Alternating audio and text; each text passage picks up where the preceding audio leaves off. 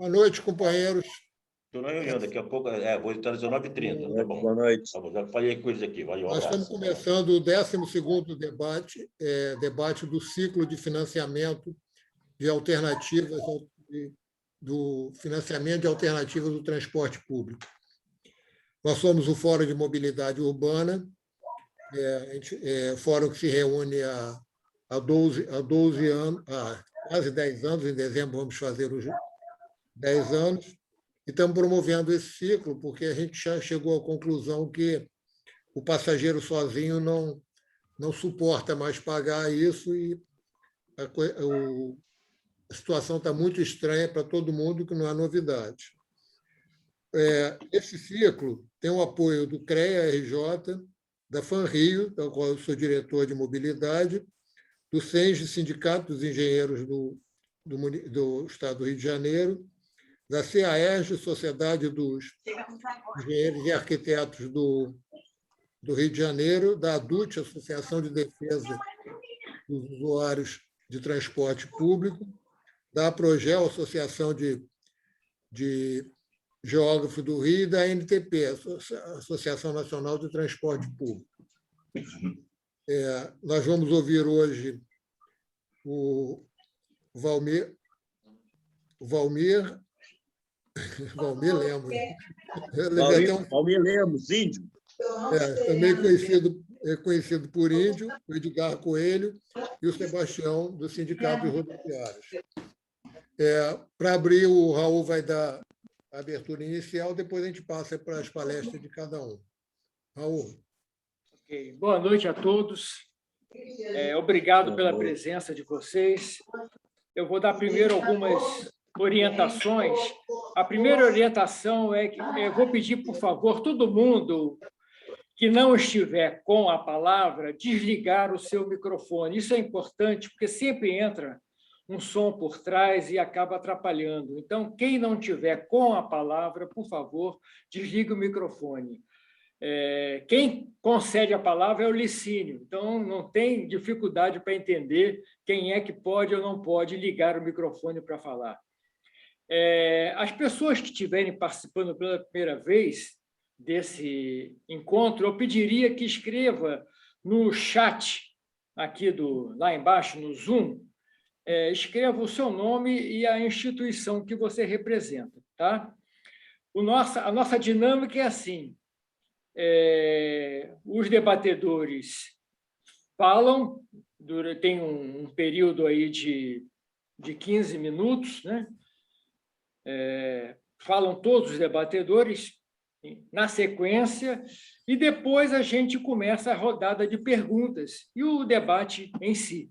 Então, primeiro falam os debatedores convidados, depois virão as perguntas. Eu gostaria de situar, principalmente aos nossos convidados de hoje, ao Índio e ao Edgar, e as pessoas que estão chegando aqui pela primeira vez. O Sebastião já entrou, né? Sebastião já entrou? Pelo menos eu acho que é ele que está aqui. A minha tela está muito pequenininha.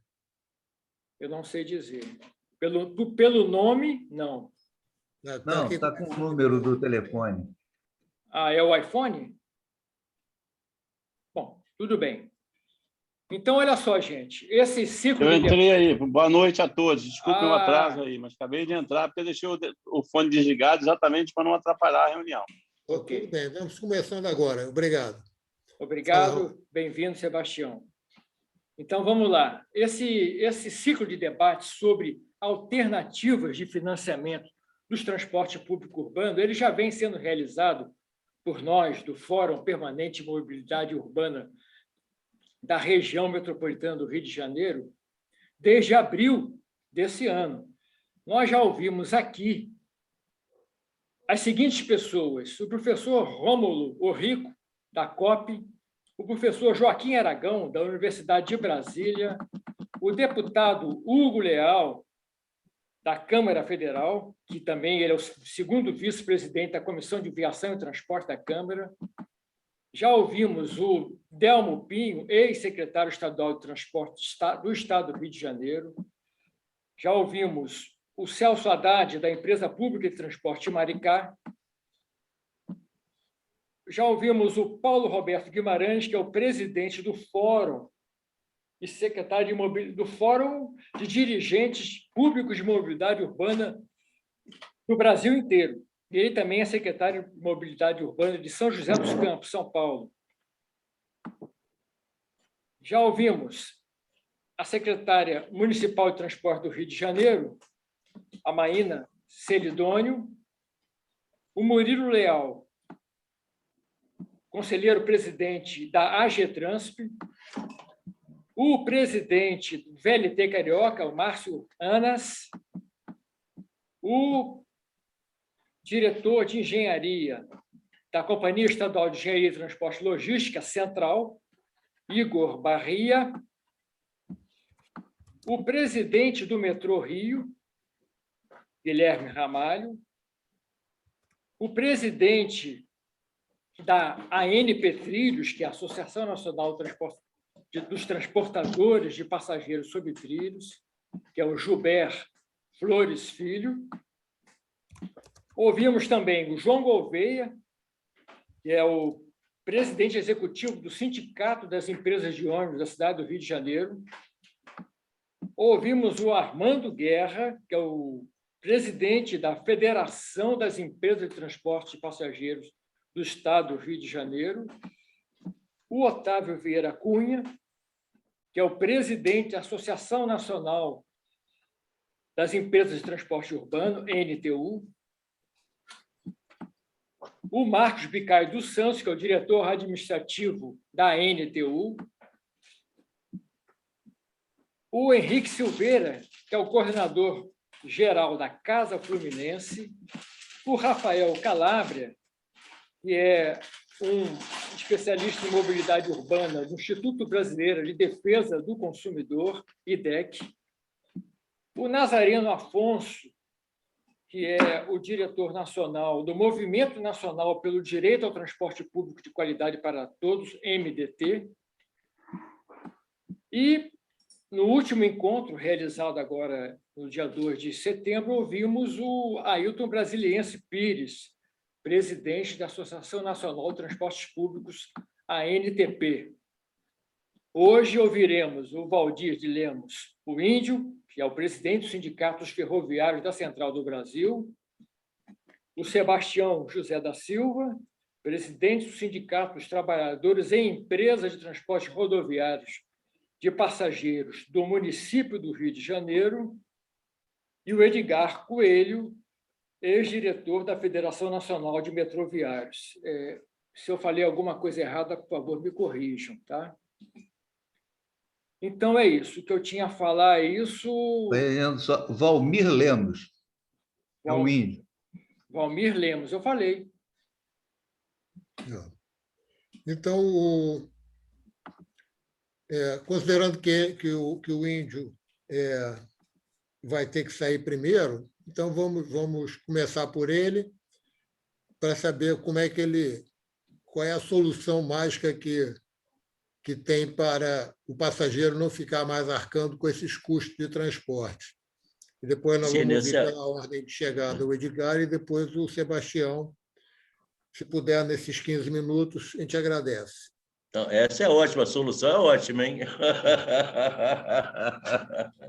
Índio, boa noite, Lucínio, Alcibiade, Ricardo, Itamar, Antônio Carlos, grande amigo, o Marcos, Edgar, Ricardo, Vanessa, Raul.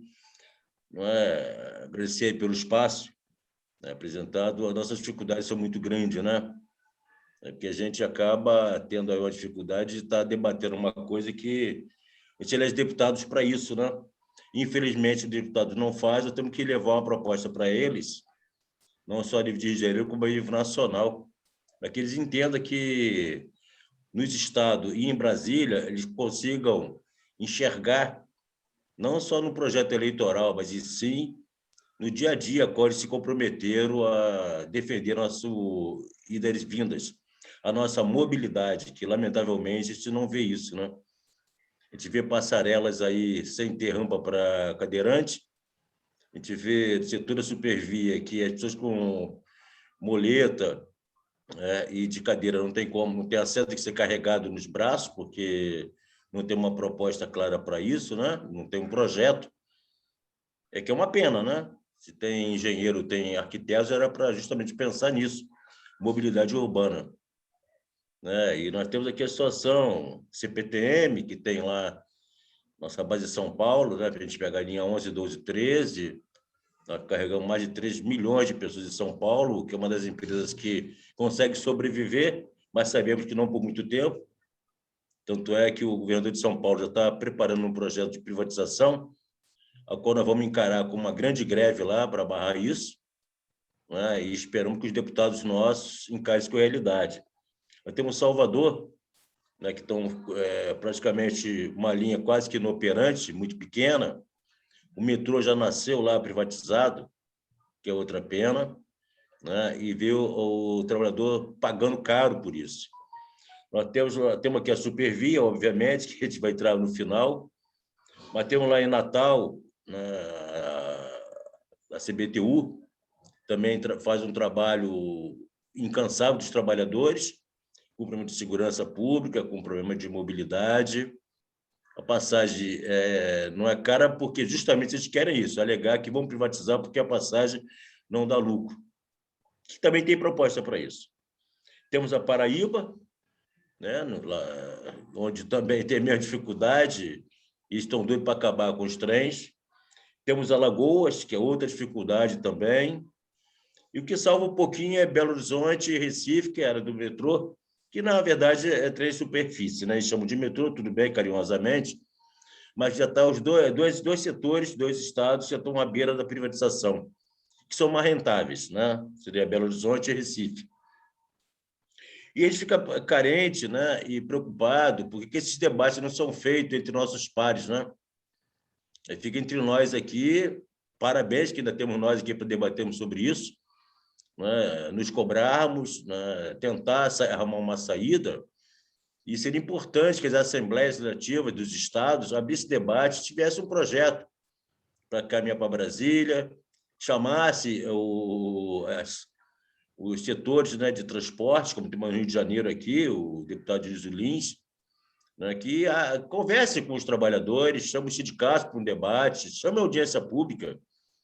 Não vamos discutir a questão das dificuldades que tem hoje no Rio de Janeiro, por exemplo, mas sim que é a questão de valores de passagem.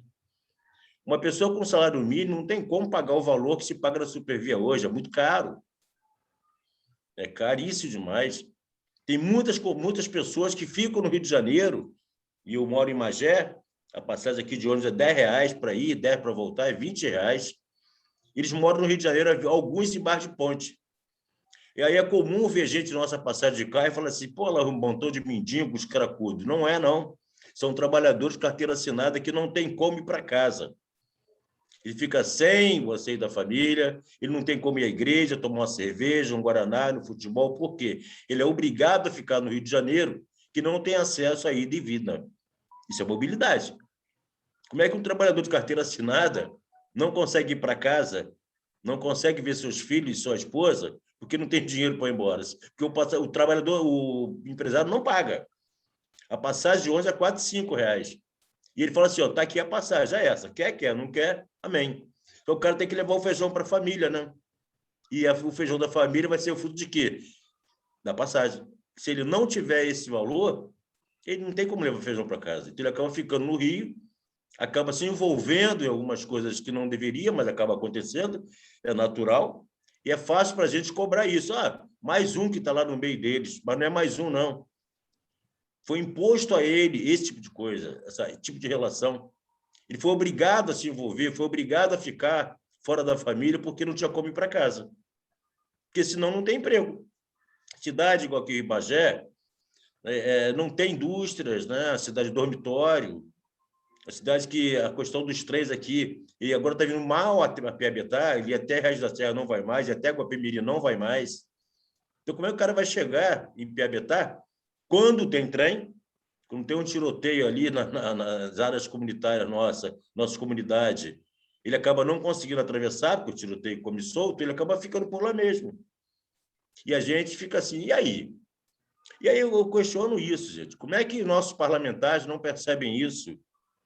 Como nossos parlamentares conseguem ter a cara de pau de pedir voto nas comunidades e não debate isso com a gente, com a população? É uma pena. É uma pena. A gente, às vezes, sente vergonha disso, né? Como é que um trabalhador de carteira assinada não pode ir para casa porque não tem dinheiro da passagem? E tem que ficar no Rio de Janeiro, ilhado, para encontrar a família, às vezes, sexta, sábado ou domingo, quando vem, e acaba, quando chega em casa, perde a família, os filhos não reconhecem, não tem mais os amigos dele, não tem a convivência. Isso é muito grave. É grave demais. E tem uma coisa que a gente discute muito: o transporte ferroviário, como metroviário, ele não é para dar lucro. Ele é para transportar as pessoas que produzem a riqueza. A riqueza do empresário ele sai através da mão de obra de nós, trabalhadores. Então, se ele tem uma passagem, tem condição de ir e voltar, ele consegue produzir. Mas se ele não tem como vir para casa e não tem como voltar, como é que vai produzir? E se ele vem de madrugada, né, fica 4, 5 ou 6 horas dentro de um ônibus, dentro de um trem, qual a produção dele de mão de obra vai ser muito baixa. Então, essa relação, os empresários têm que encarar com... Não é questão de humana, não, que o empresário não é ser humano, o empresário não tem humanidade. Mas a compreensão, o cara entender o seguinte: se aquele trabalhador tiver com a condição tranquila de ir trabalhar e de voltar para casa, ele vai produzir mais. Então, se tiver uma discussão onde entra aí governo federal, governo estadual, as prefeituras e os empresários, chamado quadripartite, isso facilita para o trabalhador. Não é que seja trem ou ônibus ou metrô de graça, não, mas o mínimo possível para ele pagar, né, de maneira que ele possa sentir a vontade de chegar em casa e voltar bem para trabalhar. O que não dá, o trabalhador produz para o empresário, produz para o Estado, paga seus impostos e não consegue chegar em casa. Como é que esse cidadão vai produzir? Como essa dona de casa, que são muitas diaristas aqui na nossa área aqui, como é que ela vai produzir de maneira coerente? Né? E muitas delas, felizmente, têm condição de morar. E aquelas que não têm como ficar na casa da patroa e tem que subir rapidinho para poder voltar no dia seguinte em casa, eu ouço isso no ônibus. Lavar roupa, fazer comida, cuidar do marido, dos filhos, para sair 3h30 da manhã para voltar para o Rio de Janeiro. Então, esse tipo de coisa, eu acho que nós temos que encarar isso com muita seriedade.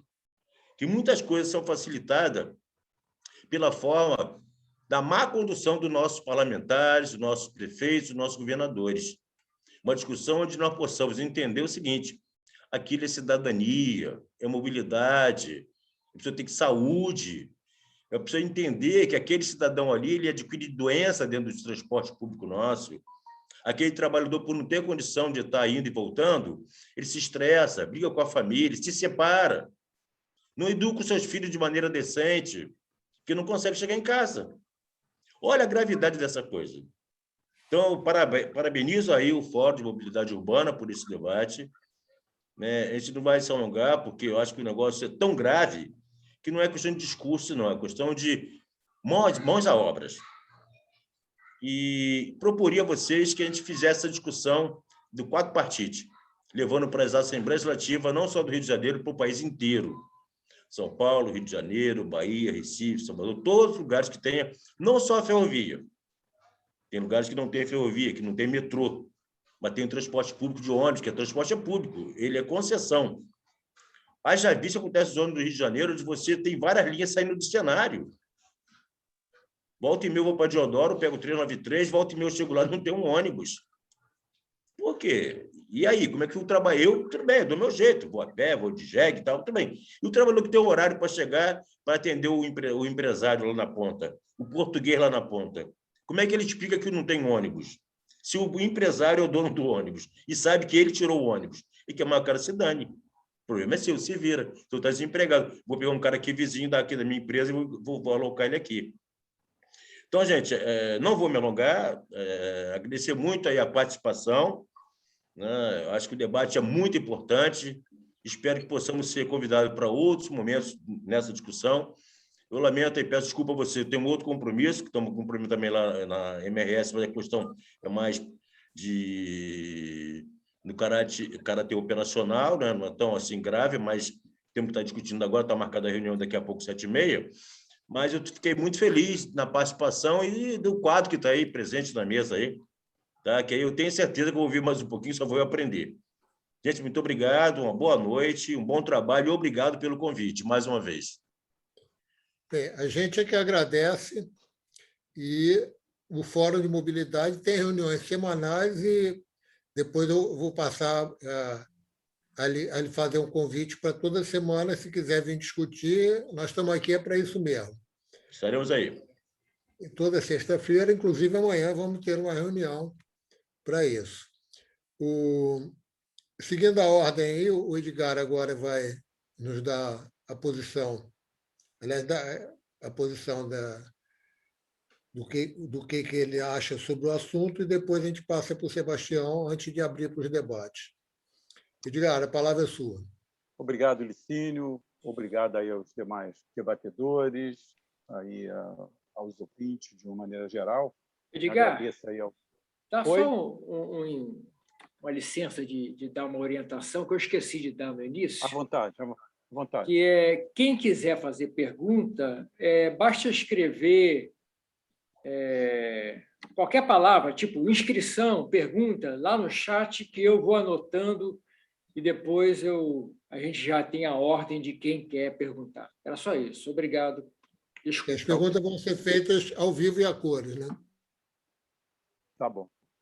Bom, vou tentar aí dar minha modesta contribuição naquilo que a gente teve a oportunidade de vivenciar aí. Primeiro, na condição de usuário, né? Morador do subúrbio, sou daqui da Zona Oeste, de Padre Miguel, e também pelo tempo de atividade profissional como metroviário, que sou desde 1985.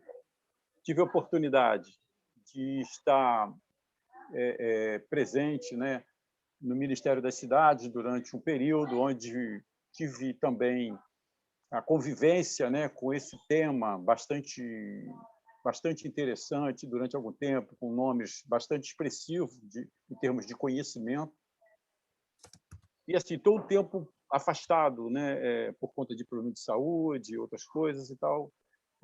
Não tenho hoje assim o acúmulo que vocês aí do fórum têm, com certeza, pela dedicação que vocês têm, o tempo que vocês têm dedicado a isso, né, a capacidade também de vocês, mas vou tentar dar minha contribuição. Bom, o metrô, né, quando ele foi privatizado ou entregue à concessão, né, não foi totalmente privatizado, foi concedido por um tempo determinado, já naquele primeiro momento, a tarifa salta de 35 centavos para R$1, antes mesmo de entregar a concessão. Então, isso já deu uma margem diferente. Por quê? Porque no Estado o subsídio precisa ser bem, eu acho que tem que ser intenso mesmo. Por quê? Porque a gente precisa ver o transporte de massa como uma atividade meio, não como uma atividade fim. A hora que começa a se olhar para essa atividade como uma atividade fim, com o objetivo de lucros, começa a haver conflitos, né? Ele tem um custo operacional alto, ele é mal distribuído, ele é mal gerido, né? As autoridades não conseguem se impor para fazer aquilo que é o melhor para a população, né? Isso é no município, isso é no Estado, isso é na União. Esse setor tem uma força muito grande. Eles controlam o parlamento, eles controlam o executivo, eles têm uma força que não dá para desprezar. Então, em função disso, qualquer coisa que você faça que não seja do interesse deles, você tem muita dificuldade. E aí fica aquela história, né? Entre o marisco e o mar, né? Sabe para quem aonde a bomba estoura. Então, a gente precisa discutir o que forma de transformar essa passagem numa passagem acessível para as pessoas. Aí nós temos um outro problema, o problema da distribuição, da ocupação das cidades, né? Hoje nós temos, segundo um levantamento, nós ocupamos nas cidades, né? Na Terra nós ocupamos 2%, de uma maneira geral, global, nós ocupamos 2% da Terra com moradia, com ocupação de moradia. Tá? E disso daí, mais de 50% da população estão morando nesse pedaço. Então, você tem uma área muito grande descoberta, mas todo mundo está concentrado nas cidades. Aí, quando concentra muito nas cidades, as pessoas de menos recurso elas vão ser jogadas para mais distantes, né? Quando elas estão mais distantes, elas precisam ter um deslocamento maior, naturalmente, e isso tem um custo mais alto. E aí acaba ficando para o mais pobre esse custo elevado no transporte, no deslocamento de casa a trabalho e até outros serviços como educação, saúde, lazer, né? E o trabalhador acaba sendo o prejudicado. Então, a gente precisa achar formas, né, de minimizar isso, resolver, não sei se resolveremos, mas minimizar. Nós temos uma outra preocupação hoje. Nós temos uma realidade que a gente viveu há bem pouco tempo e agora nós temos uma realidade da pandemia. Qual será a realidade que teremos pós-pandemia? Será que será a mesma anterior? Eu acho que não. Eu já vi, conheço exemplos, inclusive, na família, de empresas que não vão permitir determinados setores que as pessoas façam um trabalho mais presencial. O trabalho será home office. Aí nós temos um outro problema, nós temos um problema de esvaziamento do centro das cidades. O Rio de Janeiro é assim, um negócio triste. Fiquei bastante tempo sem ir ao centro por questão de saúde, questão da pandemia também, e tive há pouco tempo. Dá tristeza de você ver, no final da tarde, aquelas ruas vazias, né? O que tem de salas vazias ali é uma coisa muito grande. Então, o que acontece? O governo hoje já pensa em fazer uma modificação e transformar o centro da cidade, uma grande parte daqueles edifícios que são comerciais, em residenciais, para tentar reabitar a cidade. Isso é uma coisa interessante, à medida que as pessoas vão estar próximas do centro. Mas se os empregos também saíram dali, é muito interessante as pessoas irem para ali, porque o emprego que ali estava saiu, ou grande parte desse emprego saiu dali também. Então, a realidade pós-pandemia ela vai ser diferente, né? E aí tem a questão dos investimentos. Qual seria hoje a prioridade do investimento? Eu tenho, dando como exemplo aqui do Rio de Janeiro, eu tenho muita preocupação com o tal do BRT que estão pretendendo fazer na Avenida Brasil, se é que ele vai sair. O que vai dar aquilo ali? Sabe, eu tenho muito receio, porque quando a gente vê o que se transformou o BRT, aqui o Transcarioca, né? Uma degradação, assim, viajei, que tem uma semana mais ou menos eu viajei no BRT. É sem ar-condicionado, um calor infernal, quer dizer, o profissional que trabalha ali dentro, coitado, terrível, os passageiros também, e olha que a gente não está naquele calor intenso ainda, né? Então, você tem ônibus sem janela, então, é uma tarifa cara e um desconforto. Nós temos um outro problema, nós tivemos uma evasão dos recursos que eram destinados ao transporte de massa muito significativa. Como? Com a desregulamentação do trabalho, ou seja, muita gente na informalidade. E as pessoas na informalidade não têm o vale-transporte. Se ela quiser o vale-transporte, ela tem que comprar, né? Não tem aquele vale-transporte fornecido pelas empresas, pelo patrão. Então, foi uma massa de recursos significativo que deixou de ir para esse setor. Isso faz com que um número menor de pessoas viajem. Eu, por exemplo, tenho aqui na região que moro, tinha uma empresa que rodava com 30 ônibus na linha, está rodando com 6 hoje. Quer dizer, isso é desemprego para o pessoal rodoviário, é qualidade ruim para o trabalhador, que depende daquela condição, quem estuda, quem trabalha. Aqueles poucos que conseguiram manter seus empregos, né, que tem muita gente desempregada. Então, a gente precisa discutir uma forma de levar recurso. Primeiro é o seguinte, eu acho que a gente tem que tirar a tributação o máximo possível em cima desse setor, né? Reconhecer ele como uma atividade meio, a importância dele para o desenvolvimento da economia. Tirando uma grande parte. Agora, tudo também é o seguinte, quer subsídio? Quer, mas tem que dar transparência. O poder público não tem controle sobre o sistema.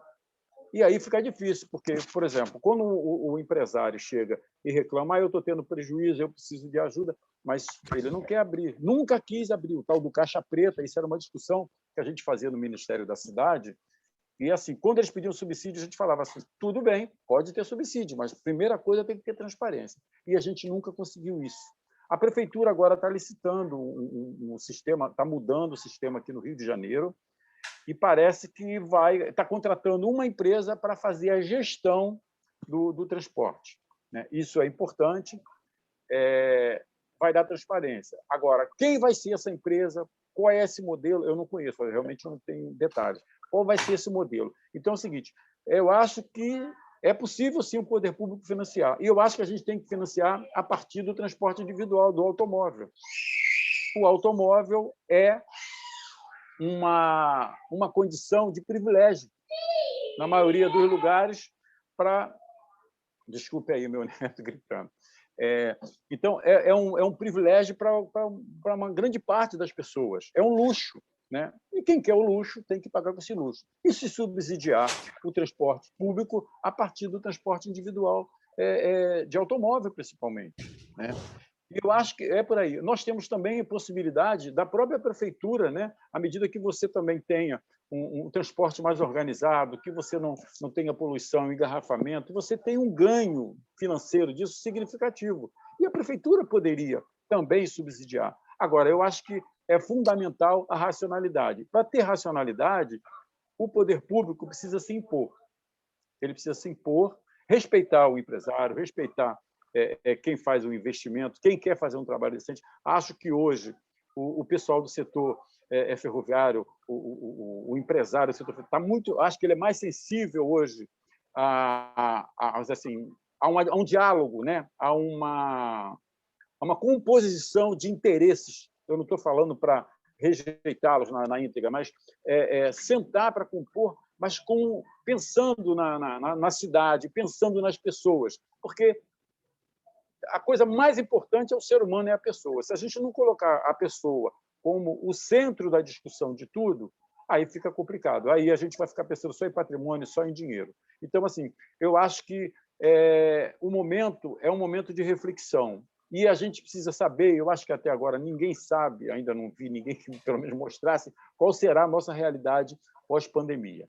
Então, assim, para resumir, vou voltar um pouquinho ao metrô, né? O metrô hoje, que é a minha área de maior, vamos dizer assim, tempo de vivência, né?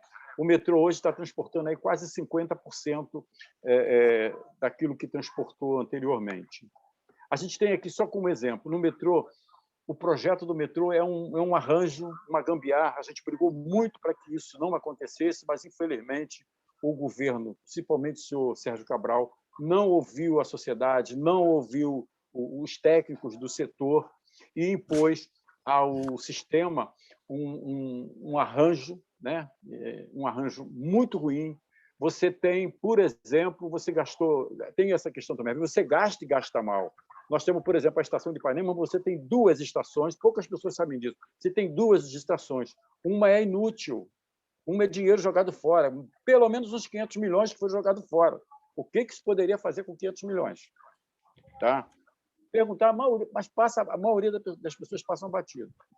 E aí nós temos ali o trecho Carioca-Estácio, que era um trecho que deveria estar pronto, onde as pessoas viriam da Baixada em composições de até 8 carros e chegar ao centro da cidade com conforto, com sossego, tá? Um custo operacional mais baixo, porque você não teria problema, como tem hoje, de limitação de intervalos, né? A linha 4 também tem a sua limitação. Por quê? Por que tem limitação? Porque continua aquele problema do Y em central, ela limita o tempo de saída em cada extremidade, seja Pavuna, seja ali na usina, meu Deus, na Estação Uruguai, ou lá na Barra, em 4 minutos e meio. Você não consegue ter um arredo, um intervalo menor que 4 minutos e meio. Por quê? Porque você chega na central, você tem a junção das 2 linhas. E o projeto do sistema não era para isso. Então, é o seguinte, quando o governo faz esse tipo de coisa, né, e assim, o pior, que o governo trocou esse arranjo, né, deu mais 20 anos para a concessionária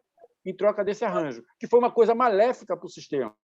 E agora, se você chegar no sistema hoje, perguntar o que é prioridade, nós temos 2 problemas. Tem um problema Gávea, que é um tremendo de um abacaxi, né, daquela coisa que foi lá, a estação Gávea, mas a prioridade do sistema hoje é a construção do trecho definitivo de Estácio Carioca, cujo o trecho provisório, o provisório que eles fizeram, ficou mais caro que o definitivo. Na época, dava para se fazer o definitivo por um preço menor. mas eles preferiram fazer o provisório mais caro que o definitivo. Isso quando, é para demonstrar que, às vezes, tem o dinheiro, mas a sociedade não é ouvida, o corpo técnico não é ouvido. Entendeu? E essas coisas geram prejuízo, o sistema não funciona com eficiência, não funcionando com eficiência, tem um custo maior, e esse custo é repassado para quem? Para o pobre do trabalhador, que não tem recurso para pagar. Bom, estou parando por aqui.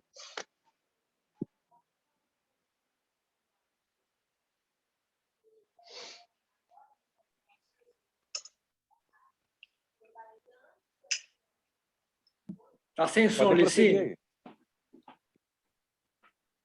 Licínio? Oi, Licínio, o microfone está desligado. Eu estou com um problema aqui que está acabando a bateria do meu telefone, do meu laptop, e não está. Não, acho que continua o carregar. Espera só um segundinho. Vai para o celular, vai para o celular. Não. Eu saí, eu acho que está. Acho que voltou a carregar aqui. Em primeiro lugar, obrigado, Edgar, pela explicação. Já devo pontuar que essa história do automóvel ter que pagar é uma coisa que todo mundo concorda com isso, mas não é o momento de eu comentar aqui agora. Mas vamos ouvir o Índio, depois a gente abre para as perguntas. Índio não, ele já foi. Índio já foi. Sebastião. Sebastião. Eu não vi ainda, não. Estou aqui ainda, hein? Sim, mas já falou no sentido... Índio, a palavra é sua, com o microfone ligado, fica mais fácil de a gente ouvir. Boa noite a todos. Quero agradecer aí pelo convite. Não, Índio parabenizar... não, perdão. Poxa, Sebastião. Parabenizar o companheiro Índio e o companheiro do Metroviário que fizeram a sua exposição. Eu parei de ouvir todo mundo, é isso mesmo? Queria que... Estão me ouvindo bem? Perdão, aqui. Estão ouvindo bem? Está ótimo, está ótimo. Agora eu estou ouvindo, desculpa. Estou ouvindo bem, estou ouvindo bem. Pois bem, queria dizer que a fala dos dois companheiros que me antecederam já me pouparam muito aquilo que eu tinha me programado para falar aqui.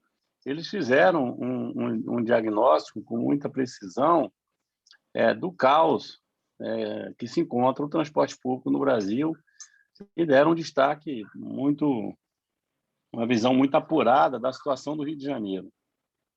Os dois companheiros fizeram isso e isso me poupou muito. Eu apenas queria acrescentar alguns dados mais específicos aí do transporte urbano de passageiros. Apesar da gente atuar aqui no município do Rio de Janeiro, mas é compreensível por todos nós que o Rio de Janeiro tem uma peculiaridade diferente um pouco da maioria das capitais no Brasil, de uma região metropolitana muito integrada, com algumas cidades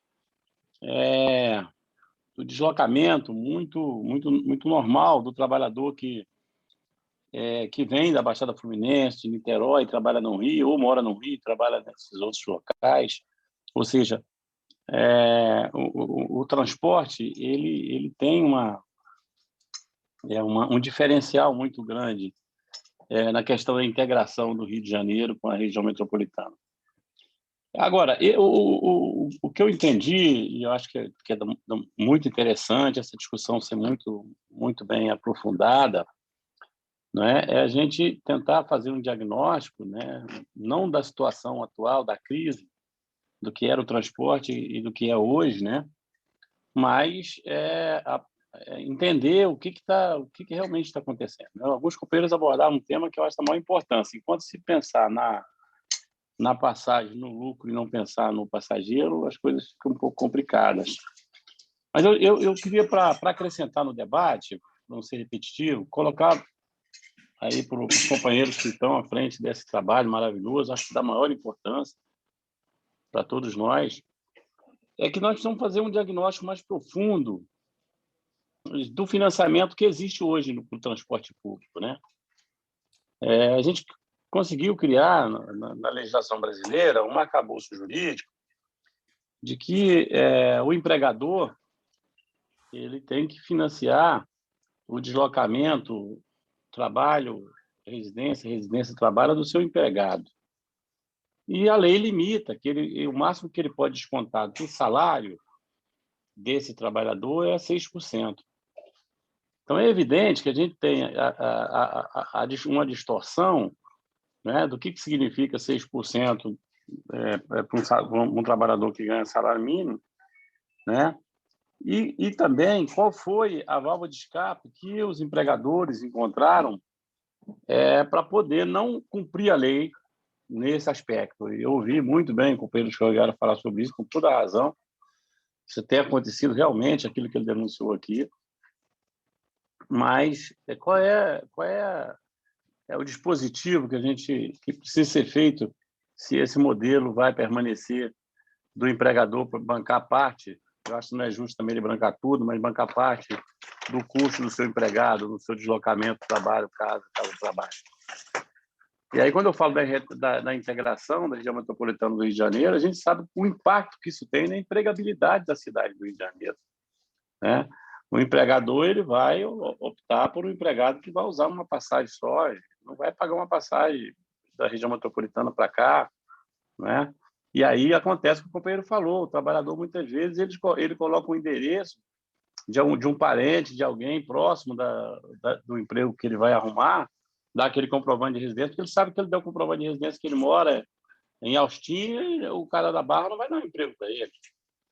Então, eu tô falando isso, eu sei que é do conhecimento de todo mundo, mas é para chamar a atenção dos companheiros, como é que essa questão da mobilidade, ela extrapola, não é? Ela extrapola os limites das pessoas se deslocarem do trabalho para casa, de casa para o trabalho, ou para qualquer atividade que o ser humano precisa fazer, precisa usar o transporte público, não é? Essa questão da organização, da reorganização do transporte urbano, com uma visão mais humanitária, ele tem uma interferência em tudo, inclusive na empregabilidade, né? Agora, a gente sabe também que nós temos um nível de desemprego altíssimo e um nível de trabalhadores na informalidade muito alto, né? Como é que essas pessoas vão participar desse financiamento? Do salário, da diária que um empregado doméstico ganha, pagar uma passagem para a Baixada Fluminense, é inviável.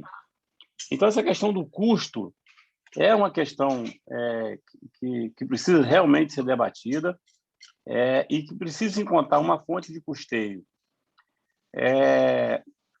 Só para acrescentar aqui, para o conhecimento de vocês, a nossa avaliação com relação ao transporte urbano na cidade do Rio de Janeiro, não temos dúvida que é a pior do Brasil na atualidade. Eu costumo dizer nos fóruns que eu participo sobre o transporte que esse setor passou muitos anos chorando, dizendo que o setor não dava resultado, que dava prejuízo, isso e aquilo, que estava quebrado. Agora eles estão definitivamente quebrados e ninguém acredita que eles estão quebrados. Agora, eles não estão quebrados em função só da perca de demanda, do transporte alternativo, de outras modalidades que surgiram nos últimos anos. Eles estão quebrados também pelo modelo de transporte e organização do setor que a prefeitura aqui no município do Rio de Janeiro adotou, né? Inviabilizou praticamente, diminuiu a opção de transporte para as pessoas, houve redução de linha, o PRT não cumpriu o seu papel, a intenção podia ser boa, mas a autoridade precisa reconhecer que não deu certo. Ou seja, algumas coisas precisam ser pensadas. Agora, essa questão do financiamento, eu participei de um debate, de uma audiência pública na Câmara de Vereadores sobre esse mesmo tema, onde eu disse que eu não aceito mais que a autoridade que tem o poder da concessão, porque, como o companheiro que me antecedeu falou muito bem, o transporte é um serviço de utilidade pública, é um serviço de responsabilidade do poder público, ele é apenas concedido à iniciativa privada, mas ele é um serviço público. Então, não dá mais para a gente também ficar achando que hoje tem caixa preta, que as empresas não são transparentes, isso, aquilo. Olha, não dá para falar isso não dá para falar mais, porque todos nós vivemos hoje no Big Brother, né? Todo mundo sabe tudo de todo mundo. É possível hoje, com muita segurança, né, se aferir qual é a demanda de cada linha e etc., né? Se dá lucro ou se não dá lucro, ou seja, isso não compete a nós, no nosso caso, trabalhadores, assumir essa responsabilidade e arcar com os custos disso, porque, no fundo, no Rio de Janeiro, nos últimos 12 anos, a crise já começou, já tem cerca de 12 anos, se aprofundou bastante agora na pandemia, mas já estava ruim antes da pandemia. A gente saiu de uma categoria de 42, entre 42 e 45 mil trabalhadores no setor para 18 hoje, né? Nós temos hoje o pior nível de salário do trabalhador do transporte, um dos piores do Brasil. Nós já fomos aqui o segundo melhor salário do setor. Ou seja, foi uma quebradeira geral que deixou um legado muito ruim para os usuários, para os passageiros, e trouxe uma devassa, né, nos empregos da nossa categoria. Isso também aconteceu no metrô, no trem ainda mais do que com a gente. Por isso que quando eu fui convidado para esse debate, que eu vi que tinha as modalidades de transporte nesse debate de hoje aqui, para colocar as suas opiniões, eu achei da maior importância, porque eu não entendo uma discussão de uma reformulação, que é isso que eu defendo, uma reformulação total, no modelo de financiamento do transporte público, né? E que essa reformulação passe por viabilizar acessibilidade econômica para quem precisa do transporte público e velocidade para o transporte público, velocidade, preferência. Por isso que essa questão aí também de encontrar um mecanismo para que o carro particular ele possa contribuir para isso também é importante, porque ele pode ter a opção até de diminuir a quantidade de carros e dar mais velocidade para o transporte público, né? No caso do ônibus. Então, também não é só o preço da passagem, é a pessoa gastar 2 horas no ônibus para ir, para voltar, ou seja, ele já chega no trabalho cansado, ele já chega em casa na hora de dormir, acordar para sair de novo. Então, é muita coisa que precisa ser estudada. Lamentavelmente, as crises que aconteceram no Rio de Janeiro nos últimos governos pegou o setor de transporte em cheio e o setor parece que está muito, muito vulnerável. Eu, na verdade, tenho discutido o seguinte: esse modelo que está aqui no transporte urbano da cidade de Rio de Janeiro precisa ser mudado, precisa ser reestruturado. O modelo de transporte de consórcio não deu certo, BRT não deu certo. Se fosse discutir a Avenida Brasil, tem que discutir com a outra visão. E a questão tarifária, que é o que sempre vem à tona, parece que se coloca uma questão do custo da passagem acima do interesse público do que é o transporte. Eu acho que as autoridades não fazem porque falta boa vontade ou interesses que a gente não vai aqui falar, mas que eles têm todos os mecanismos, né, técnicos. Aqui, pelo que eu vi da explanação aqui, já participaram aqui técnicos renomados da COP, da UFRJ, pessoas que têm plenas condições de discutir um modelo de transporte mais humano e mais social para a nossa cidade, mas essas pessoas parece que não são ouvidas. O interesse político e o interesse econômico tem, ao longo de décadas, tendo pautado o modelo do transporte na cidade do Rio de Janeiro e em quase todo o país, né? Então, a mudança de mentalidade de que o interesse não pode ser econômico e público, tem que ser um interesse social e até econômico, do ponto de vista da mobilidade urbana como um vetor de distribuição de renda, de geração de emprego e de renda para a nossa população. Essas são as minhas poucas palavras. Não tenho conhecimento técnico para me aprofundar no assunto, mas eu vou procurar colocar na minha agenda esses debates para acompanhar. Perdi grandes nomes que eu respeito aí pela exposição que o companheiro que abriu os trabalhos falou que já deram a sua contribuição e já falaram nesse fórum aqui. Eu não tive a oportunidade de acompanhar, mas conheço alguns nomes que se expuseram aqui. Eu quero crer que eu perdi esse material. Se tiver até um jeito de acessar isso, eu vou tentar fazer. Essas poucas contribuições que eu tenho a dar nesse momento e vamos nos integrar, porque essa discussão nos interessa muito, porque a gente está falando de não só da nossa representação junto aos trabalhadores, mas os nossos trabalhadores também são assalariados e também são usuários do transporte público aqui no Rio de Janeiro. Obrigado pela oportunidade. A gente é que agradece, Sebastião. O seu pessoal é responsável por mais de 70% das pessoas que tentam se mobilizar, tentam andar no Rio de Janeiro. Então, a sua contribuição é sempre importante. E eu queria dar um aviso, não só para você, mas como todo mundo que está assistindo, que todos os nossos debates estão disponíveis na nossa página do Fórum de Mobilidade, que é o último item do nosso convite. Tem lá no Facebook do Fórum de Mobilidade Urbana RJ.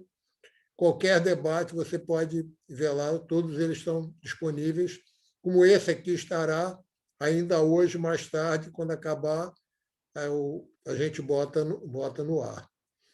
Raul, quem são as pessoas inscritas? E eu vou pedir para quem for perguntar para o Índio, que faça a gente concentrar as pessoas que querem perguntar para o Índio, independente da ordem de inscrição, para ele ter mais 15 minutos, pelo que ele avisou no início da reunião. Então, até o momento... Estão inscritas e quem vou perguntar para o Índio teria uma certa preferência agora. Até o momento tem o Wagner, o Afonso, o William, são os 3 primeiros. Depois tem eu e você, Elicínio. Tá. Desses 3 que foram citados, algum tem uma pergunta específica para o Índio ou são perguntas para outras pessoas?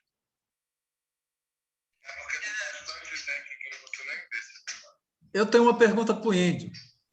Então, hein? Você não está inscrito. Quem falou foi o Antônio Carlos. Mas eu não estou inscrito, não. Por mim, não tem problema. Entra na frente. O William, Wagner e Afonso. Então, a pergunta é para o Índio ou é a pergunta geral? Então, vamos inverter. Deixa o Antônio Carlos perguntar para o Índio, para a gente não perder É mais, como eu estou em casa, eu não tenho saído, eu queria saber do Índio em relação a essa questão da ocupação da malha ferroviária, né? Em que proporção aumentou efetivamente nos últimos anos, ou desde a privatização, desde a concessão à Supervia, né? Como é que ela está cuidando, né, do patrimônio da malha ferroviária, né? Porque tem muitas ocupações, eu não sei como é que anda isso. Eu não entendi a pergunta. A pergunta é a ocupação dos terrenos em volta do trilho, é isso? Isso, perfeito. Eu entendi, Antônio. Eu acho, Antônio, que aí não seria nem a questão da ocupação. Acho que o debate seria em relação à erradicação. Quantos setores estão sendo erradicados? Hoje o trem não vai até Guapimirim, o trem não vai até a Rio da Serra. Né? Constantemente, os trens não estão indo mais a Japeri, e às vezes ele não vai mais lá no final, lá em Paracambi. Né? Então, tem alguns setores que eles simplesmente erradicaram. Tá? E o governo do Estado e a LERJ não fez nada. Em relação à ocupação, tá uma coisa vergonhosa. Estão montando mini shopping nas estações aqui, na Baixada Fluminense e na Zona Oeste, com apoio de milícia e dos deputados e dos vereadores. E ninguém faz nada. Em Bariê, por exemplo, está o mini shopping. Eles chegaram a quebrar estações, denunciamos disso a Supervia, eles alegaram que teve gente do Estado que liberou. Então, aí fica aquela pergunta, né? O que está acontecendo? Como é que nós, pobres mortais, trabalhadores, sindicalistas, vamos encarar isso? O papel do sindicato é defender os trabalhadores, não é ficar fiscalizando, né, patrimônio público. Obrigação é do secretário de Transporte, é da Comissão de Transporte, da Assembleia Legislativa e do Governo do Estado e das prefeituras. Isso não acontece. Simplesmente abandonaram. Essa é a realidade. Daqui a pouquinho não vai ter nem trem mais em algum lugar. Que é inadmissível você ver todos os dias os trens da Supervia ter qualquer tipo de pane. Volta e meia. Entra espanhol, entra Odebrecht, entra japonês e nada muda. Então, esse é o problema. O que está acontecendo no estado do Rio de Janeiro? Sai governador preso, sai presidente da Alerj preso, outros denunciado e continua a mesma farra do boi. É o boi bumbá de maneira jocosa. Então, um bom bumbá que a gente respeita, esse daqui do Rio de Janeiro é simplesmente uma vergonha. E nós ficamos aqui acéfalo. Tivemos agora essa questão das demissões na Supervia, fomos para dentro da Alerj, conversar com a Comissão de Transporte, fomos procurar o presidente da Alerj e não tivemos retorno até hoje. Mudou o consórcio. E como foi mudado o consórcio? Como é que a Alerj aprovou isso? Que saiu o Odebrecht, saiu o presidente da empresa preso, entra os japoneses, mas de que forma foi isso? E vão pagar o quê? Vai ser de que forma? Ou não vão pagar nada? Já mudou toda a direção da Mitsui na Supervia. Presidente, diretor de recursos humanos, mudou todo mundo. E a gente fica só olhando, a gente vai lá só conversar com eles. E a farra do boi continua. De uma maneira jocosa, não é de maneira cultural. É que é uma pena. Então, acho que nós temos que tirar aqui uma proposta nossa. Aí eu peço socorro a vocês, vice-deputados, ouça a gente, né? Ouçam vocês, que a gente vai estar junto. O que chama audiência pública na Alerj, que vá para Brasília, debater o que é isso, que é uma concessão pública, é dinheiro público. Como é que as coisas acontecem e o trabalhador paga o pato? Como é que pessoas morrem dentro dos trens, são assaltadas dentro dos trens, vê churrasco dentro do trem e não pode fazer nada? Então, a tua pergunta em relação aos imóveis, ele está a pleno vapor, eles não estão tirando ninguém, muito pelo contrário, está aumentando. Estão cobrando, inclusive, por isso, a Supervia. E como é que é feita essa fiscalização? Não só da bilheteria, mas desses imóveis que estão cobrando. Como é que é isso? Não sei se eu te respondi, amigo. Deu, é só saber se você já formalizou essa denúncia à Getransp? Com certeza, sim. Nós temos gente nossa da Getransp. E estão tentando tirar os trabalhadores de lá para levar para Copacabana, para não continuar fiscalizando. Eu tenho um embate lá com o presidente da empresa, Cidade de Transporte. Falei hoje com o presidente da Getransp. O que está acontecendo? Ele mandou todo mundo se apresentar em Copacabana dia 4. E são justamente as pessoas que fiscalizam a Supervia e o metrô. Como é que é isso? Raul, quem era o primeiro da lista? É Wagner. Wagner que está muito baixo. Wagner tem que ter preferência com a camisa bonita dessa, ele tem que ter preferência. Tem o dobro do tempo. O Wagner, depois do Wagner... Saldaí. Afonso e William. Tá, então, os três em ordem. Wagner, por favor. Queria primeiramente saudar aí os militantes aí do fórum aí, que são verdadeiros utópicos mesmo, porque, né, sempre na luta aí, sempre divulgando essas lutas aí. Claro que a gente está no virtual e a gente tem que voltar a fazer o que a gente fez aí no passado, quando a gente chegou aí até para a rua, com aquelas faixas, aqueles painel, não sei onde é o Cebide botou aquilo, acho que é o Cebide usou aquilo para botar para o cachorro dele dormir. Tem que procurar aquelas faixas e botar na rua. Dia 2 aí tem ato aí, acho que a gente tem que botar umas faixas da mobilidade, porque esse tema é um tema rico, a gente vem falando tantos anos, infelizmente, né, eu queria até lembrar para o Índio aí, a gente teve aí o governo progressista aí, que teve aí do Lula e da Dilma, chegou a ter um parlamentar que era considerado como ferroviário, como militante aí, e algumas demandas na área de transporte público ainda continua. Isso é lamentável, né? Eu acho que a esquerda ainda tem muito que aprender ainda em termos de prática, porque às vezes a gente é só no discurso, né? A gente tem que colocar em prática. Então, primeiramente, eu queria saudar o Índio, mandar Só uma pergunta, Wagner. Qual o deputado? Tinha um deputado aí que era ferroviário aí, né? O Carlos Santana, entendeu? Eu te respondo depois. E algumas demandas continua. Algumas coisas não avançou. E a pergunta, Wagner? Entendeu? A esquerda fez tanto acordo que, infelizmente, alguns acordos deixaram as coisas no mesmo. Burocratizou os militantes, entendeu? E algumas lutas foram paradas, ficaram no ócio, de morno. E agora a gente está tentando reorganizar a sociedade de novo aí, e vamos ver aí se ganhando a eleição aí esse comodismo suma da militância. Então, primeiramente isso. Primeiro, e Índio, e a outra coisa que eu queria era mandar um abraço aí para o teu filho aí, meu quase xará, o Fagner, trabalhou lá no CREA, um grande menino, gostava muito dele, eu não tenho visto ele há muito tempo, muitos anos. Mandar um abraço para ele aí, em meu nome aí. Mas é isso, mas aí a outra coisa que eu queria te perguntar, ô Índio, é o seguinte, eu estou trabalhando aí em Magé, bem no centro, em frente à estação. Tem uma escola aí, eu estou ministrando aula aí, estou vendendo aula baratinho aí.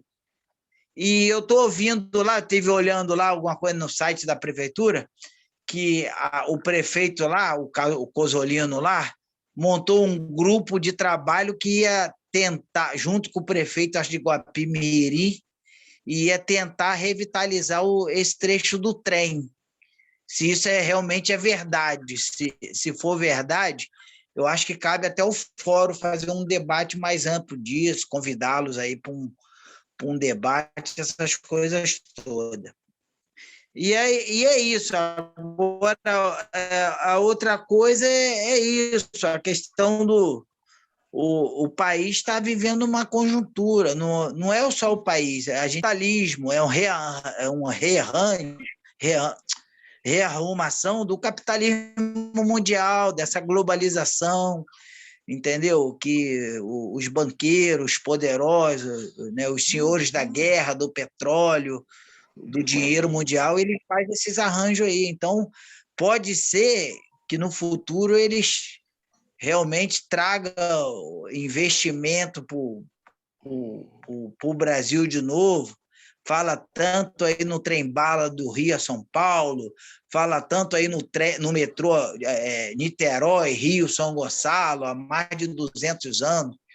Fala aí nesse túnel pela Baía de Guanabara, que ia até Itaboraí. Então, de repente, os caras falam assim, opa, os ingleses, os alemães, os americanos, os judeus aí, falam, opa, vamos fazer essa rearrumação, botar dinheiro lá. Valeu. Então, é isso. Então, a gente ainda continua sendo Dom Quixote aí da mobilidade, do transporte, e continuemos aí nas lutas aí, mas a gente tem que ter essa ideia. A luta, ela é política, ela é social, ela é ideológica e é a luta de visão do capital, o grande capital. O transporte é capital.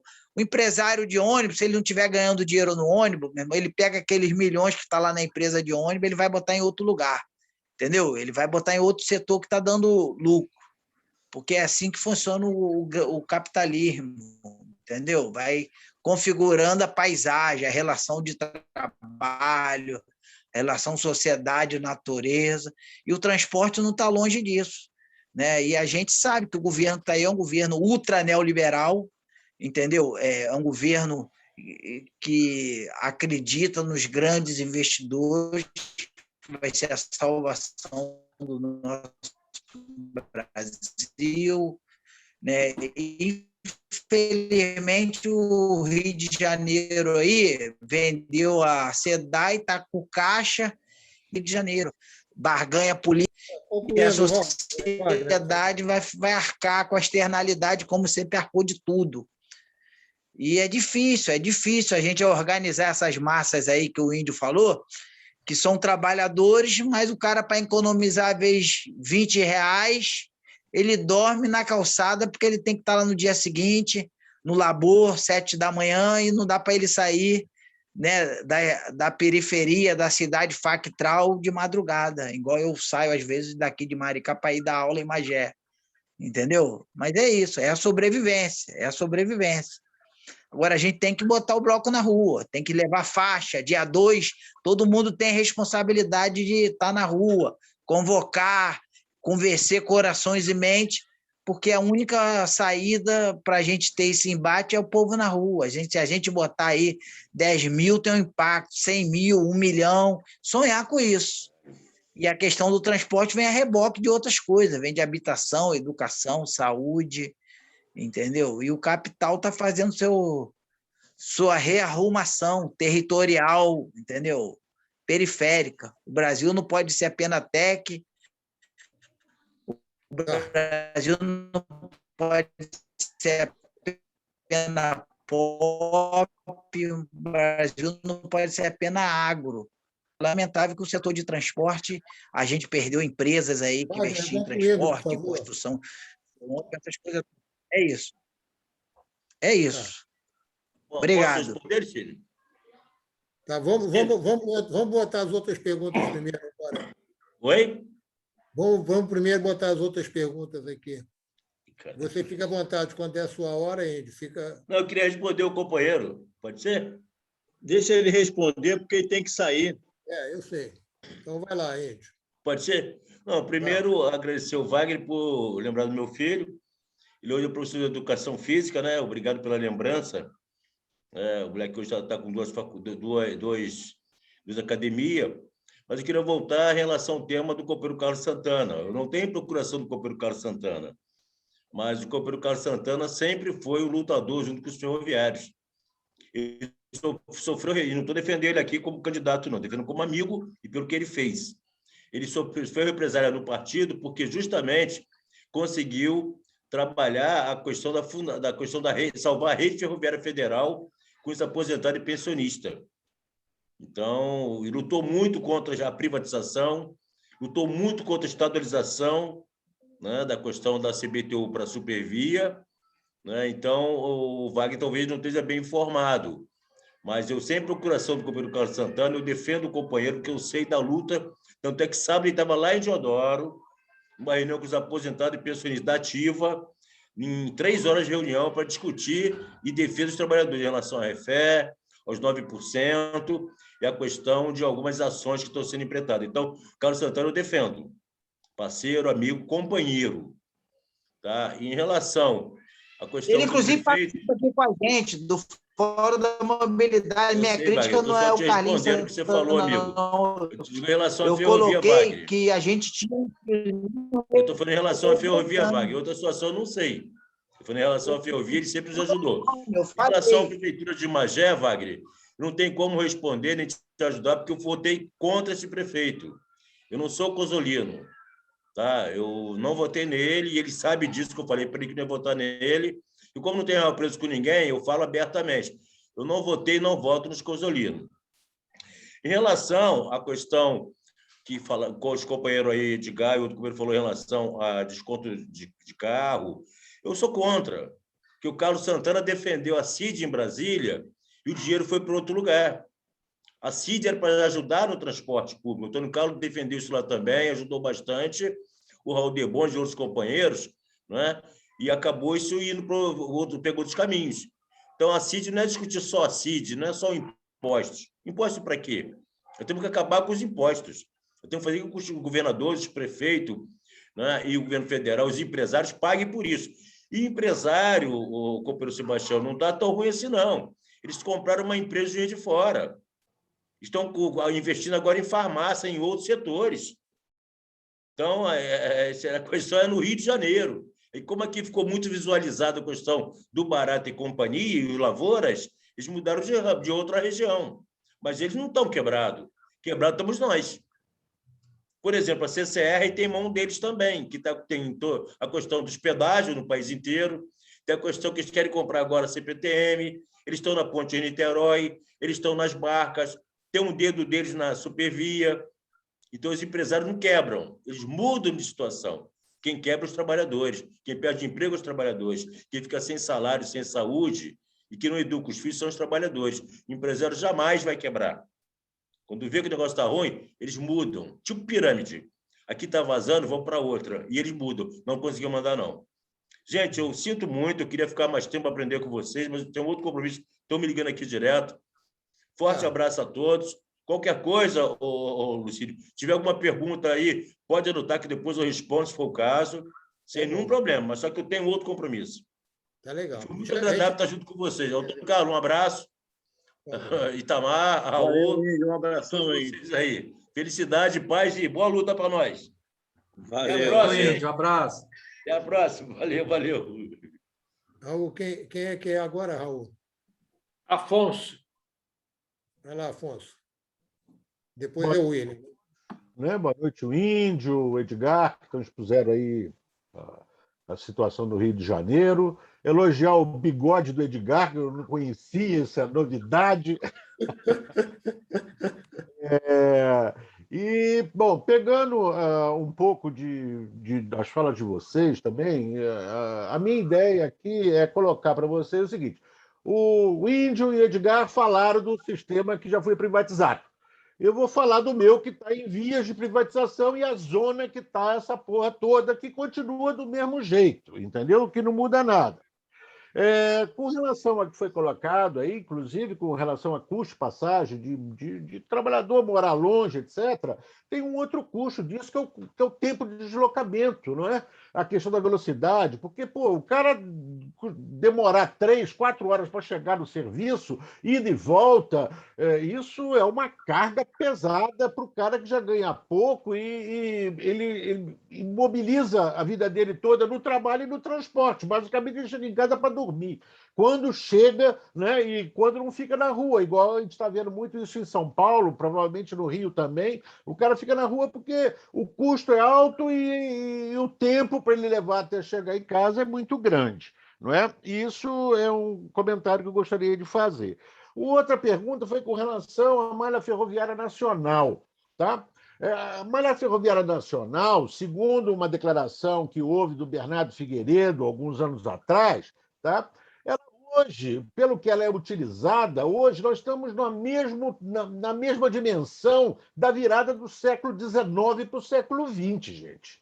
Tá? Nós aí estamos mais ou menos na época da República, é o que nós temos de linha utilizável hoje, é o mesmo que a gente tinha na virada do século XIX. Se vocês quiserem ver isso, tem inclusive um gráfico sobre isso e dá para a gente comparar bem.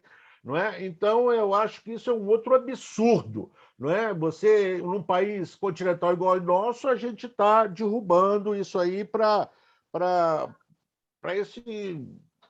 nada, né? Não tem quase nenhuma ferrovia ou malha ferroviária no país. Não é? Bom, em terceiro ponto, né, a questão da pandemia que foi colocada. Isso é muito importante, porque, por exemplo, aqui no metrô de Belo Horizonte, nós estamos com uma defasagem de antes da pandemia para depois da pandemia de 10 milhões de reais por mês. Como é que isso aí... Quem é que absorve isso aí? Não é? É o Estado. Aqui, no caso, como é da União, a União assume. E amanhã, se privatizar, como é que vai ser? E muito Estado tem a visão equivocada de que eu vou privatizar e eu resolvi o meu problema. Não é bem assim. Por que não é bem assim? Porque dentro dos contratos tem a cláusula de reequilíbrio econômico-financeiro, tá? Que é aquela que estabelece uma taxa de retorno para a licitação, para a concessão, que tem que ser mantida. Não é? Então, E no transporte você tem aquele detalhe, né? Se você aumenta a tarifa, você perde o usuário. E aí, como é que fica? Né? No caso aqui de Belo Horizonte, desses 10 milhões, quem é que banca? É o Estado, porque não adianta querer repassar para o usuário. Então, é o Estado que vai ter que bancar. Então, essa visão de que o Estado fica livre disso é conversa. E, dentro desse aspecto, tem uma outra coisa, né? Se você observa o seguinte, essa cláusula de reequilíbrio ela vale para baixo e vale para cima também. Acontece que o seguinte, só o empresário aciona a cláusula quando ele está em prejuízo. Quando ele está em lucro, ninguém fala nada, né? E isso é um problema de fiscalização, que eu acho que é um problema global que nós temos. Essa fiscalização nossa não funciona em lugar nenhum e deveria funcionar, não é? Para vocês terem uma ideia, né, como é que isso aí afeta, né? Aqui em Belo Horizonte, nós estamos aqui numa questão de que vai privatizar, Bom, enfim, nós fomos para a audiência pública, eu questionei. Quem é que vai fiscalizar o sistema do metrô? Está entendendo? Qual é o órgão que faz isso? Está entendendo? Não tem. Aqui o Estado era responsável para poder fiscalizar os trenzinhos de Mariana, de Ouro Preto, que é tudo intermunicipal, é obrigação do Estado. Eles não fazem isso. Aí criaram uma agência rapidamente para tentar ver se segurava. Porque, o cara não fiscaliza nem o trenzinho turístico, vai fiscalizar metrô, reviscalizar e regular. Qual é a capacidade deles para isso? Aí montar uma estrutura no Estado, que eu acho que é importante, essa questão de agência, a gente tem uma discussão sobre isso. Não é questão de ser agência ou sei lá o quê, é algum órgão que fiscalize e regularize essa questão do transporte. E não se tem, entendeu? Ou quando tem, é corrupta, não fiscaliza, a hora que ultrapassa para cima os lucros, fica todo mundo quieto, recebendo presente e tudo mais. Bom, então, isso é um problema que muitos estados, né, que eu pergunto, principalmente no Nordeste, eu não sei se eles têm agência ou algum órgão que regularize isso. Mas aqui em Belo Horizonte criaram agora a toque de caixa, depois que nós denunciamos isso na Assembleia, e falamos que eles não fiscalizam nem trenzinho turístico de Ouro Preto, vai fiscalizar o metrô, então é um outro problema. Então, quer dizer, nós estamos em véspera de uma estadalização e nem está correndo atrás de uma estrutura que nem sabia que existia em termos de regular, que teria que regular ou fiscalizar um sistema qualquer. Tá entendendo? Então, estamos nessa situação. Um outro problema que acontece no Rio de Janeiro... Por favor, Afonso, que a gente já está... Todo mundo aqui, não é só você, não, mas todo mundo hoje resolveu falar muito. Então, se você puder, você falar um pouquinho, falar mais adiante, for mais rápido ainda, porque são... Outro problema é a faixa de domínio que foi colocada. Não temos uma delimitação de qual é a faixa de domínio. Para vocês terem uma ideia, há uns 3 meses atrás, nós íamos colocar uma torre repetidora na estação de Eldorado, né? Aí perguntaram assim, bom, cadê o certificado de propriedade da estação? Cara, o que se tinha era um TPU da rede ferroviária com a CBTU. Tá entendendo? Agora, esse TPU, a rede ferroviária já acabou há muito tempo, entendeu? Então, você não tem mais... Você não sabe o que é a faixa de quem. Qualquer um que discute a faixa, você não sabe o que é carga, até onde que vai o município, até onde vai a faixa de domínio, aonde é a faixa de domínio do metrô, aonde que é a faixa de domínio da carga. Então, é isso. Então, a fiscalização é uma zona e ninguém se preocupa com o todo. E toca tudo no oba-oba. É uma desgraça. E isso aí vai perpetuando essa zona que é o transporte público urbano. Bom, era só isso que eu gostaria de colocar aqui, como é que está essa situação. Quer dizer, o que o Índio e o Edgar colocaram, tá entendendo? São coisas que já aconteceram há muito tempo e agora está acontecendo da mesma forma aqui em Belo Horizonte. E assim vai. Falta de fiscalização, falta de trato da coisa. É só isso. Vamos lá. William. Bem, boa noite. Estão me ouvindo bem? Muito bem. Tá. Prometo que eu vou falar quase nada, tá? Bem pouquinho. Queria parabenizar aos 3, né, que apresentaram aí muito bem. Gostei muito do que o Afonso falou agora também. Até complicou o que eu ia falar, porque você veio com essa questão da fiscalização, que é uma coisa que realmente é horrível, né? O controle, né? Quem vai controlar? E não existe isso, né? Então, eu queria só tocar no seguinte ponto que eu acho, é fazer uma pergunta. Há quanto tempo que a gente não vê, né, governantes que tenham o desejo de melhorar, realmente melhorar, fazer uma coisa que obedeça não só a questão técnica, a posição da população usuária dos sistemas de transporte? Há quanto tempo que a gente não vê isso, né? A gente vê decisões assim como os espasmos, né? Vamos fazer um BRT, aí resolve fazer um BRT, né? Vamos levar o metrô ali para a Barra, né? Faz aquele negócio tudo que a gente já sabe, que não precisa repetir. Vamos encerrar aqui um trecho aqui da Supervia, isso aqui não serve mais, enfim.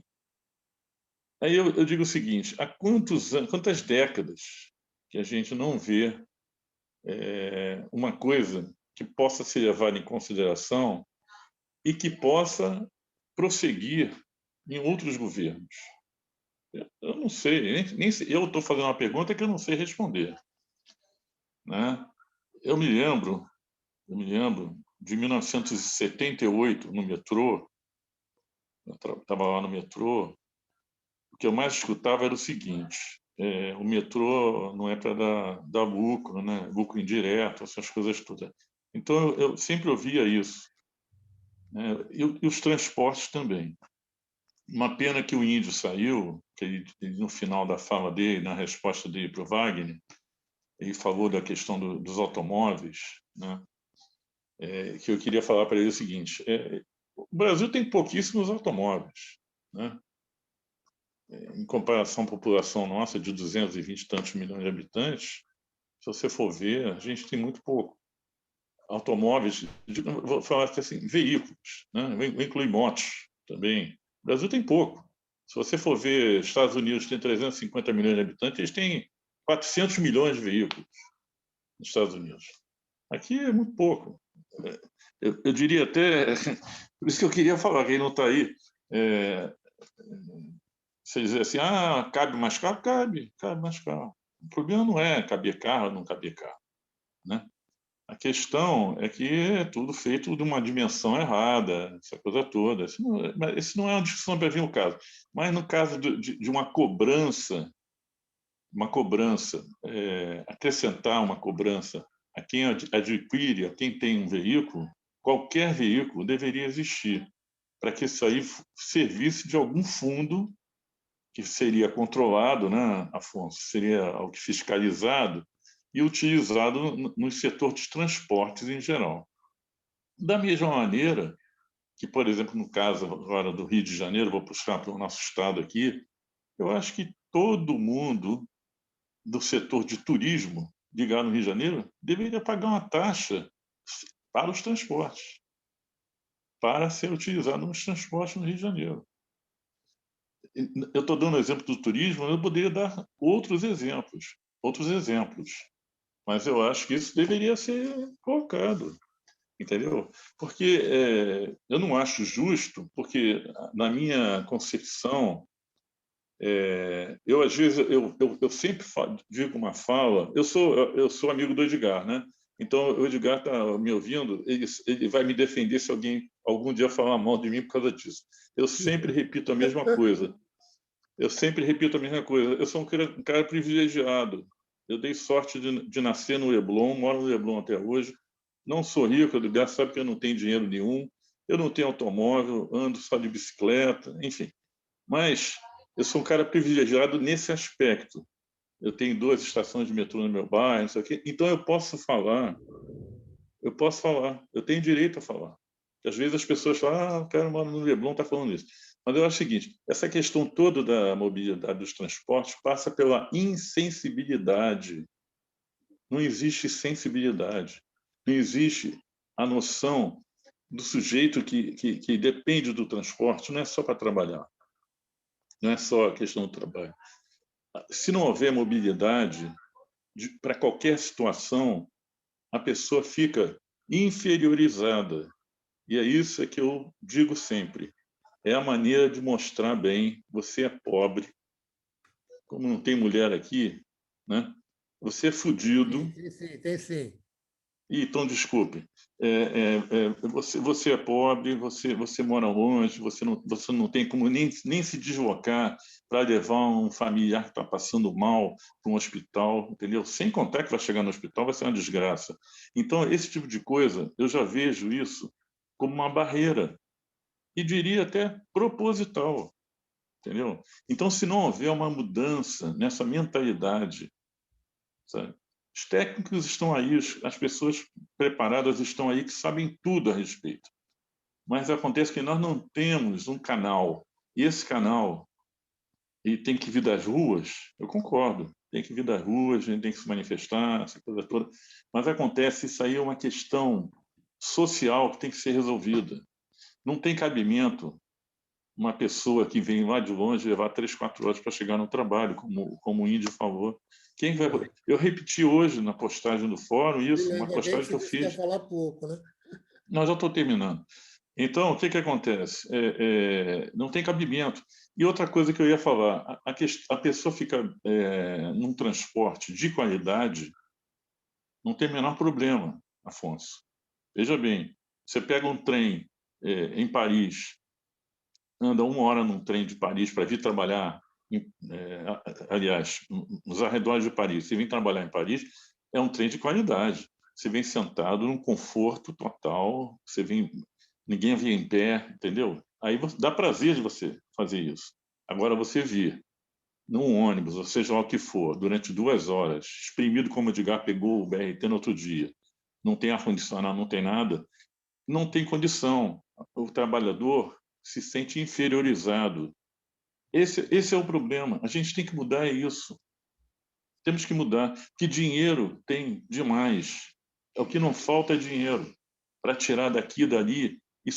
Eu acho, na minha opinião, para terminar, assim, transporte tinha que ser zero. Transporte zero. Tem um estudo, você tem direito a tantas viagens diárias, tá? A custo zero. Tá? Isso tem como fazer. Agora, os caciques vão sentar em volta da fogueira para discutir isso? A gente tem que dar um jeito nisso. Tem que dar um jeito nisso. Então, eu agradeço a participação aí dos 3 aí, do Afonso, também gostei bastante. E muito obrigado por eu estar aqui agora, podendo ouvir vocês, tá? Muito obrigado. Sempre bom estar ouvindo você de volta aqui. Agora, eu queria propor o seguinte, como teoricamente, faltam 7 minutos, não sei se o pessoal pode ficar um pouquinho mais, o Edgar e o Sebastião podem ficar um pouco mais, e quem, além de mim, que está inscrito, vou ouvir a Alcebiade levantando a mão, quem mais que ainda quer falar, Raul? Você? Então, eu vou propor uma coisa bem salomônica, como eu vou propor para mim mesmo, que a gente faça realmente em 2 minutos, cada um, uma colocação aqui para a gente poder encerrar com os 2 no final. O que vocês acham? Quero só fazer uma fala no finalzinho só, então. Hein? Quero fazer uma fala aí no final só. Tá. Então, é o seguinte, eu acho que eu sou o próximo inscrito, não é, Raul?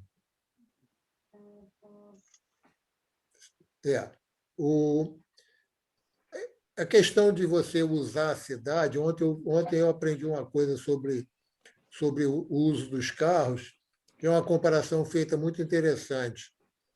Você, quando compra um apartamento, você paga o IPTU. Então, está tudo de graça. Não, você tem que pagar a conta de luz, pagar a conta de água, pagar a conta de telefonia.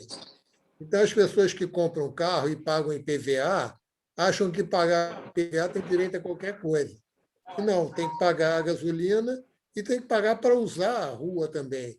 Então, a gente tem que partir que quem usa carro, como não sei se foi o Edgar que falou isso, é um privilegiado, e eu falo isso como usuário de automóvel também.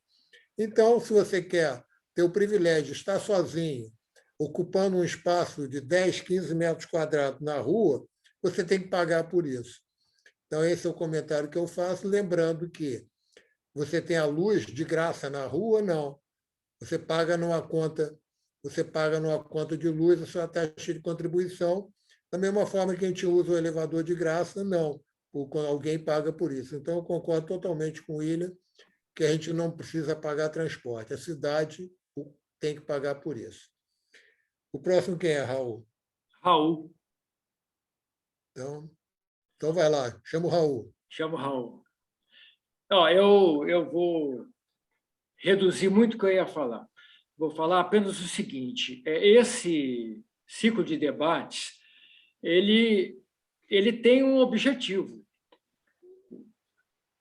O objetivo é chegar a uma relação minimamente consensual de medidas que nós vamos encaminhar de várias maneiras. Quando eu falo nós, não somos só nós que nos reunimos aqui, mas também todas essas pessoas que nós chamamos para vir aqui, inclusive o pessoal que veio hoje, que falou muito bem, diga-se de passagem. Então, eu queria assim dizer que nós já temos uma série, eu estou montando uma planilha, pegando uma relação grande de medidas, em vários tipos de medidas, voltadas à melhoria da situação do transporte e também, mais especificamente, ao financiamento do transporte público, e que elas já foram propostas por vários atores públicos que agem no nosso setor, no setor do transporte público. E isso, nós montando a planilha, vendo cada ator, ou seja, o que acha a NTU, o que acha a NTP, e por aí vai. O que fala a própria lei no Plano Nacional, da Política Nacional de Mobilidade Urbana, o que fala essa proposta do senador Anastasia, que foi apresentada agora, e vendo o que tem de consenso. É natural entender que, se existe consenso, é mais fácil chegar lá. E eu posso adiantar para vocês que tem vários consensos. Eu só acho que não cabe agora, porque já está muito em cima, mas eu queria dar só esse ar de, vamos dizer, otimista, de que nem tudo está perdido e nós estamos trabalhando e vamos tocar isso para frente. Não vamos aqui morrer na praia, não. É só isso. Quem mais para falar? Posso? Alcebiades. Alcebiades, e a gente encerra com o Alcebiades, entra o Edgar e o Sebastião para fechar a reunião. Vai, Alcebiades. Eu tenho... Mais rápido que o Raul. Olha só, quando fala em Anastasia, eu fico pensando o seguinte: a Anastasia é melhor do que eu, porque ele também só anda de carro, ele está pouco se importando com o bem-estar da população e tudo mais. O que ele quer é ter algum tipo de negócio rolando. Eu queria chamar a atenção, o Licínio já colocou aqui para a gente várias vezes, né, sobre a questão de gratuidade. Ele diz assim: como é que pode, de gratuidade, eu não pago, mas eu posso pagar? Concordo com ele. A mesma coisa seria o meu caso. Mas aí, quando alguém vem com uma proposta de taxar o automóvel, quer dizer assim, que automóvel é esse? Porque eu tenho um automóvel que eu uso ele para ir lá no mercado, pegar as compras, voltar, porque não é que nem antigamente, que a gente tinha aquele bonde, tinha o Taioba, né? Você podia trazer as suas mercadorias, né? Então, eu preciso disso. Aí vou ser taxado por isso. Quer dizer, como é que eu vou me virar nessa situação? Aí eu pergunto, tem gente aí, tem um monte de gente com avião, com barco, com jet ski. Vamos taxar isso daí, vamos taxar grandes fortunas e vamos taxar quem tem essa exorbitância. Agora, o meu carrinho aqui de 2009, né, ser taxado ele, já chega o que eu pago IPVA, pago paga um seguro, né? Aí não dá. Era só essa a minha colocação, para contribuir aí com esse afunilamento, né? Tem que ter uma condições Transporte de público emergência. de excelência, não vai precisar nem usar o carro. Porra, eu estou querendo pegar um Foxzinho em 2010, tá ruim. Bem, gente, o Edgar para as considerações finais, depois o Sebastião para encerrar. Bom, gente, obrigado aí pela participação. A gente sempre aprende muito com vocês, né? E a gente tenta dar a nossa modesta contribuição aqui. Mas eu acho assim, eu acho que é aquela história. Você precisa ver o transporte como atividade meio, não como atividade fim. Eu acho que isso é fundamental. O que se falou aqui também, a gente não tem uma política de Estado para a área de transporte. A gente tem, sim. Cada governo que entra faz o seu arranjo, né, ao seu bel prazer, tira lá uma ideia mirabolante da ideia que ele já articulou na campanha com algum setor empresarial, algum segmento lá que o financiou, e implementa aquilo para favorecer não só aquele segmento, mas como alguém que vai construir, e a coisa, realmente, o interesse do povo, do trabalhador mesmo, fica em segundo plano. E, assim, também, para você planejar transporte, você tem que trabalhar dentro de uma hierarquização com relação à sua capacidade de atender a população e, naturalmente, ter a capilaridade para chegar naqueles lugares mais longínquos, onde as pessoas mais pobres moram, onde elas pagam mais caro, e essas são realmente as mais sofridas. Então, em resumo, a minha modesta contribuição fica por aqui. Obrigado, boa noite, maior prazer de falar com vocês todos. Sebastião. Queria um minutinho aí só, mais uma vez, dizer da nossa satisfação de participar desse debate. Então, uma ligação aqui, fazer isso no celular é complicado, porque acontece isso, né? E eu queria só, talvez tenha sido mal compreendido, quando eu disse que o setor de transporte no município do Rio de Janeiro está quebrado. Tá? Eu sou um dirigente que eu costumo sempre dizer para os nossos companheiros que os sindicalistas, nós que representamos a classe trabalhadora, temos a obrigação de defender, no limite da razoabilidade, porque lei não se discute, tem que se cumprir, a melhoria para os nossos trabalhadores. Mas a gente não tem o trabalhador sem ter o empregador do outro lado. Então, o empresário no Brasil quebra, e quebra muito, não é só de transporte, não, a gente sabe disso. Pode ter meia dúzia de latifundiários que vai passando patrimônio desde Dom Pedro I, que está se mantendo, mas são uma minoria que não cabe nesse debate. Esse debate aqui envolve micro e pequenas empresas, grandes empresas, que tem que dar, né, cumprir a lei e dar o vale transporte para o trabalhador usufruir do direito de ir e voltar do trabalho para casa. E essas pessoas hoje são essas empresas que financiam 81% do que entra do transporte público na cidade do Rio de Janeiro.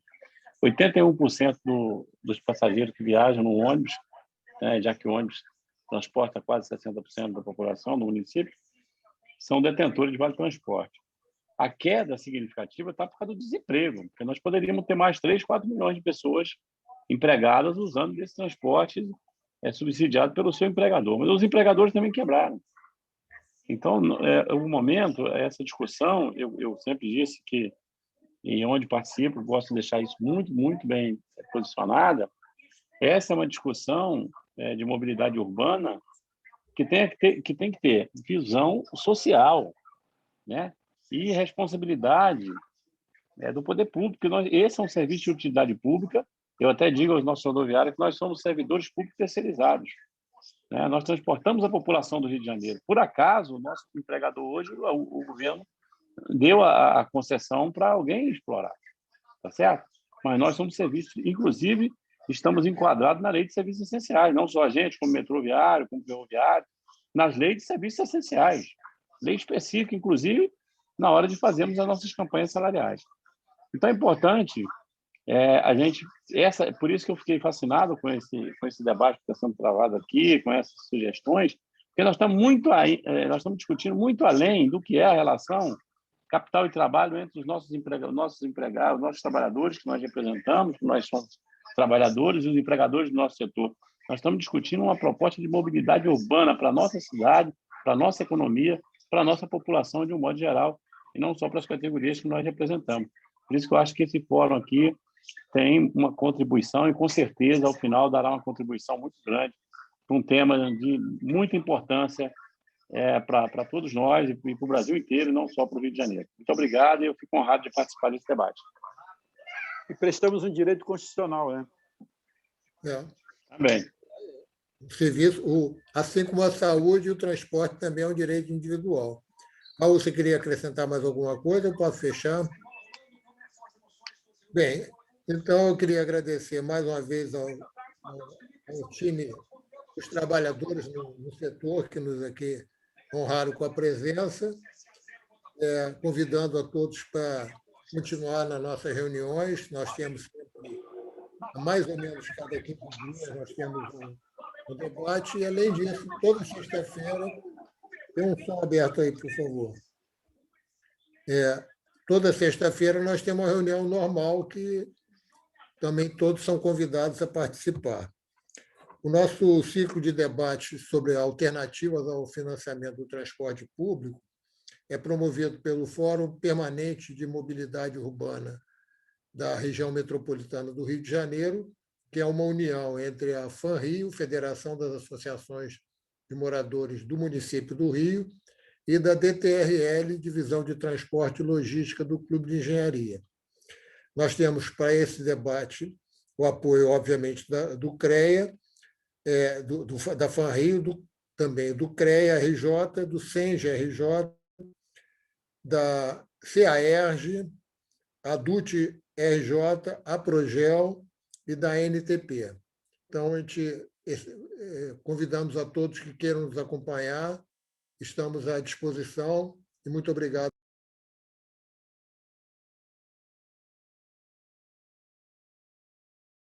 Microfone fechou, Licínio. Licínio, seu microfone fechou. Pode desligar a gravação, Raul. Vou desligar. Falou, Licínio, um abração aí. Oi. Obrigadão, obrigado. Boa noite para todos.